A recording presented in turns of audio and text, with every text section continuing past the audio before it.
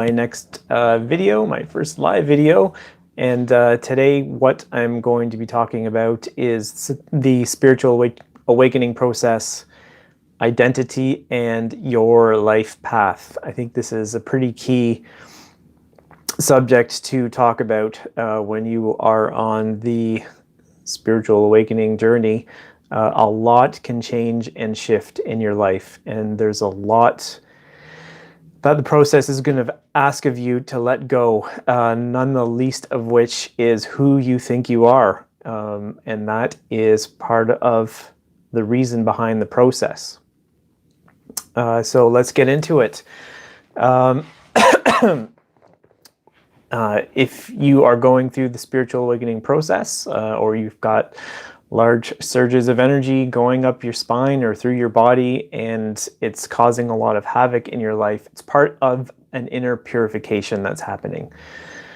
And this purification process is designed to connect you to your true essence, your true being, who you really are, not who you think you are. And so one of the biggest barriers to experiencing that is your own ego, which helps form your identity, who you think you are in life, whether you think you're a mom or a career person or whatever it is that you identify with most, whatever you think your purpose is. It's all just, usually the ego is trying to form an identity so you can know your place in life and have reference for it. And that's great and that's fantastic. But when you're on the spiritual journey, that has to break down, because who you think you are and who you truly are, there's usually miles and miles and miles of difference between the two, for sure. So when energy starts to move through your body, it's purifying you of old and outdated belief systems and energetic structures and dense emotions that are held within the body that are representative of belief systems that are out of alignment with your true essence, your true self. And so as the energy starts to move up and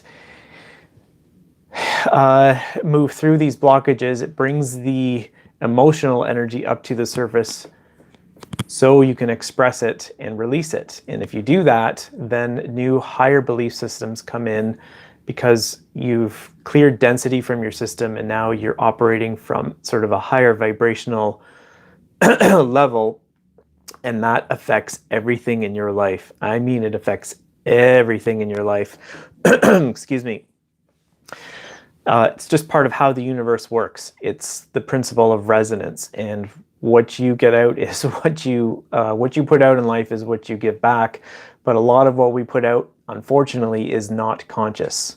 We send out our vibrational frequency signals to the universe, and the universe responds according to those frequencies, and our life moves and adjusts and organizes according to those frequencies. And if we don't know what those are, then life can be, pretty bumpy ride. But that's just a little tangent. So when the energy starts to clear you, because it's changing a lot of your long-held and deep-seated belief structures about life and who you think you are and how life should be, and that's going to cause a lot of change in your life. And this is the process where you really have to start to let go of who you think you are as a person, who you think you are, and what you actually think your life path is going to be. For the duration of the process, that is just going to be up in the air. It's going to be a little difficult to cope with. It can be, but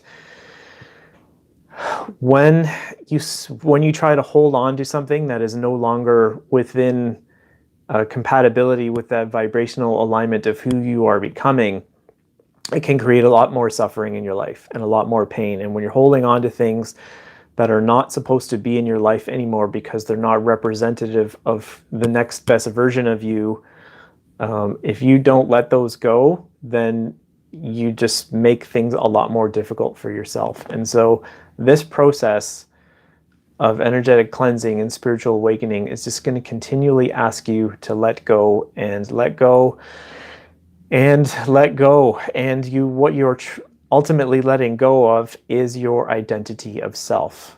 And this is kind of whatever you're experiencing, the dominant theme in your life is more representative of a role that you're going to play for a period of time. It's better to think of what you're doing in that sense, whether you're a mother or a career person or an athlete or whatever. Everything is just sort of temporary, but if part of your mind identifies with that, when that thing has to go, it can create a lot of pain. But if you think of whatever you're doing in the present moment as just a role that you play, and then when that time is over, then you can let go of that role and then move on to another role and play, then that is probably the best way to look at it.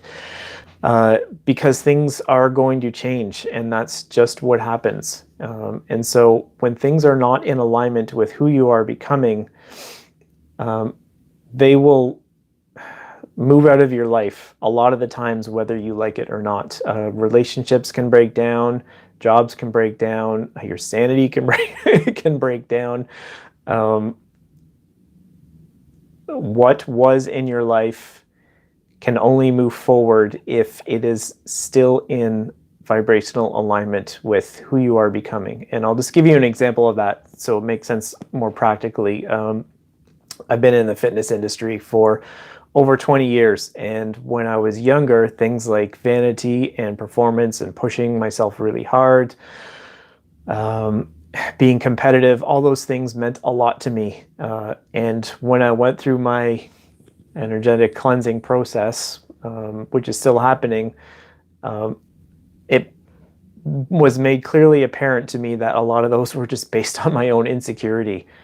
They were crutches that I used to prop up my own ego, to give me a false sense of value. And so, not to say that there's anything wrong with those things, but it's the reason why you're doing them deep within that becomes revealed through the process. And those things, once I dealt with a lot of my insecurity issues, those things really didn't mean so much to me anymore. So I could not continue on in the career that I was unless it was more compatible with who I was becoming. And so what was emerging was a part of me that wanted to help people, wanted to sort of ease people's suffering and pain. And so I could stay in the fitness industry, but the motivation had to change. It could no longer be about vanity or performance or muscles or, whatever it was at the time. But if I could help people, use exercise to help people out of pain, help people out of their suffering and get them back to enjoying life again, that was more in alignment with who I was becoming and the changes that I was going through, that the process the energy had been transforming me into. And so things could stay, but a lot couldn't, and things had to go. And so I had to learn to let go. And the big thing that you're going to have to continually let go of is what you think your life path is going to be. So identity and life path, because the mind really wants to know. It wants to know its place in the world, and having a purpose and an identity are integrally tied to each other.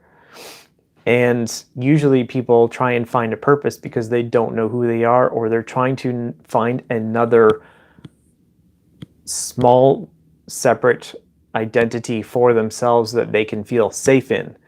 And because this process of awakening to your true nature is the antithesis of that, it forces you to let go of all of your identities, like individual self identities, until you basically have no identity.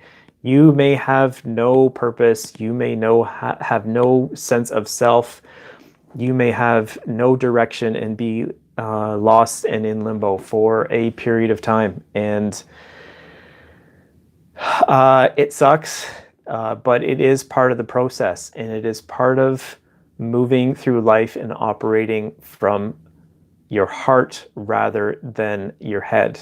Because the mind really, like I said, it just wants to know who you are and what you're all about.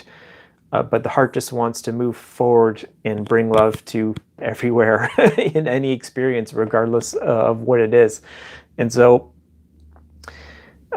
whatever you think your life path is, there's a very good chance that if you're going through the spiritual awakening process, it's going to change. So you have to be ready for that, and you have to accept that.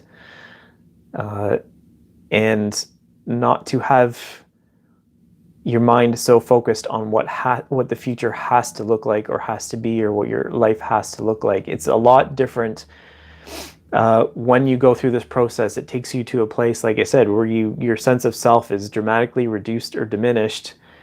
But that is the whole point of letting more divinity into you, to let that guide you through life. And when you come to that place, you don't always know where it's taking you. You don't always know what the end results are going to be. And you don't always know why you're doing it. And when the mind doesn't have those things in place to feel safe, you really, really, really have to dig down deep into trust and surrender, and understand that the divinity that is guiding you forward has your best interests at heart. It's the most loving, compassionate, infinite part of yourself that is coming through to the surface and guiding you. And we just have to learn to manage the ego, to bring that small separate self that always wants to stay in control and be in charge and know what things are and why they're happening. We just have to learn to manage that, to bring it in alignment with our true nature, our true essence. And as you walk forward on this path, like I said, you often don't know where you're going or what the results are going to be. It's like stepping into the unknown. And ultimately, when you take a step forward into the unknown, that can also be a very scary thing for a person's ego and their identity, especially if it's not in alignment with who they think they are. And so you just have to keep letting go of who you think you are. Realize that whatever you're doing is just a role, and that behind that identity is the true and eternal self that is playing a role in one moment and playing a role in a different moment. And you just keep walking forward into the unknown and following your heart, even if you don't know where it takes you or why it's taking you there. And just learn to trust and surrender. So that's basically it.